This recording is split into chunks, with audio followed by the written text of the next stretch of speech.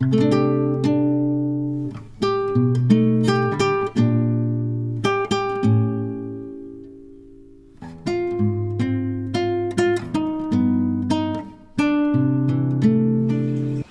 mapagpalang araw sa inyo pong lahat. Ngayon po ay Biyernes, March 27, 2026 sa ikalimang linggo ng ating 40 araw na paghahanda.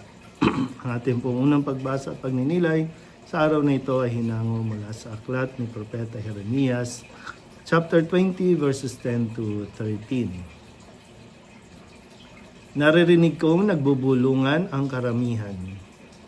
Tinagurian nila akong kilabot saan man. Sinasabi nila, isuplong natin.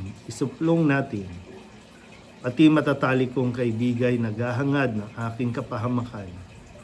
Wika pa nila, marahil ay malilin lang natin siya.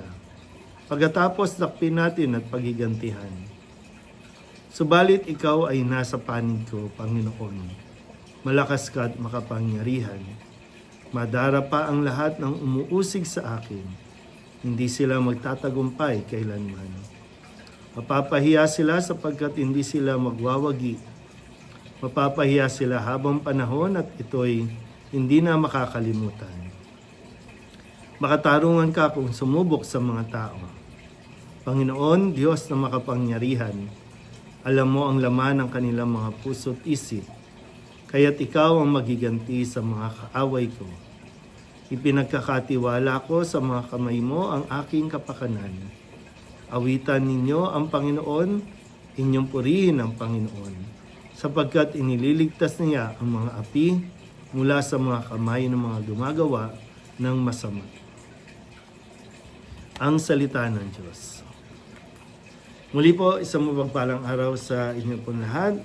Isang araw na lamang, tayo po ay papasok na sa pagsisimula ng mga mahal na araw sa maringan na pagpasok ni Kristo o ang linggo ng Palaspas. At muli sa ating pong narinig na pagbasa ay itong karanasan ni Jeremias, isa sa mga propetang isinugo noong panahong iyon, at itong karanasan niya ay pagpapahayag din ng maaring maranasan ng Mesiyas, ng ating Panginoong Hesus Kristo.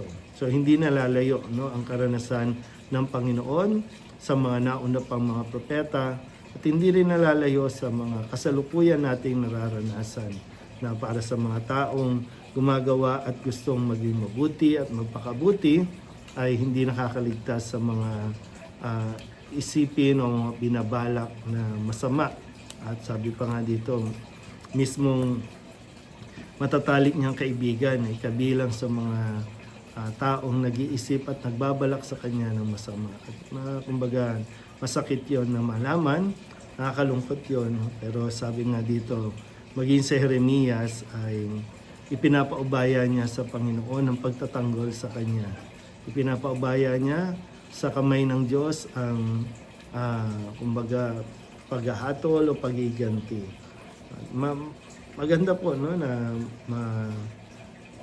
alaala natin ang mga ganitong tagpo dahil lalo na para sa mga tao na hindi makapagpigil na pumatol, gumanti agad-agad, sumasagot agad-agad, at talagang nag-iisip din ng papaano makakabawi sa mga taong nangaapi, naninira, at babalak ng kung anumang hindi maganda.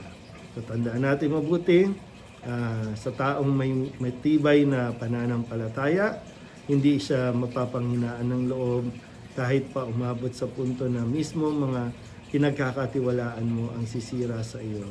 Hindi ka basta-basta masisira dahil alam mo at nananalig ka na ang Diyos ay kakampi mo, ang Diyos ang gaganti at ang Diyos ang bahala sa iyo. Basta manatili lang tayo, dahil marami naman sa mga ito ay pagsubok lamang sa atin kung hanggang saan tayo magiging mabuti, kung hanggang saan tayo papanig sa kabutihan at katotohanan.